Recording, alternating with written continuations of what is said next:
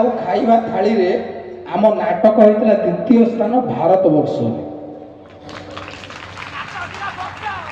ତେଣୁ ସେଇ ଗୋଟିଏ କାରଣ ଜଗନ୍ନାଥଙ୍କର ନାଁ ରଖିବା, ଉତ୍କଳ ମାତାର ନାଁକୁ କିଭଳି ଆମେ ରଖିବା, ସେଇ ଉଦ୍ୟମ ଆମ ଭିତରେ ରହିବା ଦରକାର। କିଏ ଫେଲ ହେଇଗଲା, କିଏ ପାଇଲାନି ବଡ଼ କଥା ନୁହଁ, ଆମ ଭିତରେ ଉଦ୍ୟମ ଜାରି ରହିବା ଦରକାର। ଏହା ହେଉଛି କେବଳ ଗୋଟାଏ ହାବିଳି ଭଳିଆ ଆମକୁ ଟିକେ ଆଗକୁ ନେବା ପାଇଁ।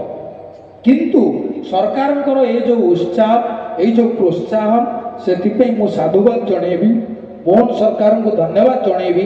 ଏ ରାଜ୍ୟସ୍ତରୀୟ ଯୁବ ମହୋତ୍ସବକୁ, ଯୁବ ଶକ୍ତିକୁ ପ୍ରଦର୍ଶନ ପାଇଁ କଳିଙ୍ଗ ଷ୍ଟାଡିୟମ ଠାରେ ଏ କାର୍ଯ୍ୟକ୍ରମକୁ ଏତେ ସୁନ୍ଦର ଭାବରେ ପରିଚାଳିତ କରୁଥିବାରୁ ସେଥିପାଇଁ ମୁଁ ଧନ୍ୟବାଦ ଦେବି ଏବଂ ଅନୁରୋଧ କରିବି ଟିକେ ସମୟ ପାଇଁ ନିବେଦିତା ମ୍ୟାମ୍, ମଙ୍ଗରାଜ ସାର୍ ଟିକେ ମଞ୍ଚକୁ ଆସିବେ, ଏଠି ଅଛନ୍ତି।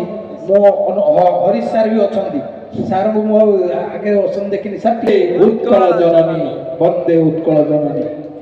ସାର୍ ମାନେ କଳିଙ୍ଗ ଷ୍ଟାଡିୟମ ନଥିଲା, ତା ଭିତରେ ସେମାନେ ଆମକୁ ଏଇଠି ରୁମ୍ରେ ରଖି ଯୋଉଭଳି ନ୍ୟାସନାଲକୁ ଦେଇଛନ୍ତି ଏବଂ ନ୍ୟାସନାଲ ବି ପାଇଛୁ, ତା ପୂର୍ବରୁ ତାଙ୍କୁ ବହୁତ ବହୁତ ଧନ୍ୟବାଦ ଦେବା। ଆପଣ ମାନଙ୍କ ହାତରେ ଜୋରଦାର କରତାଳି ଦେବା। ହରିଶ ସାର୍ଙ୍କୁ ଅନୁରୋଧ କରୁଛି ପଦିଏ କହିବେ ସାର୍।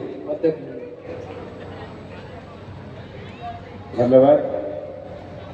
ଆକ୍ଚୁଆଲି ଏଇଟା ଗୋଟେ ଏମିତି ମଞ୍ଚ, ଏଇ ମଞ୍ଚରୁ ବହୁତ ଆର୍ଟିଷ୍ଟ ଆଜି ଆପଣମାନେ ସିନେମାରେ ଦେଖୁଥିବେ, ସିରିଏଲରେ ଦେଖୁଥିବେ, ସେ ସବୁ ଏଇ ମଞ୍ଚରୁ ହିଁ ଯାଇଛନ୍ତି।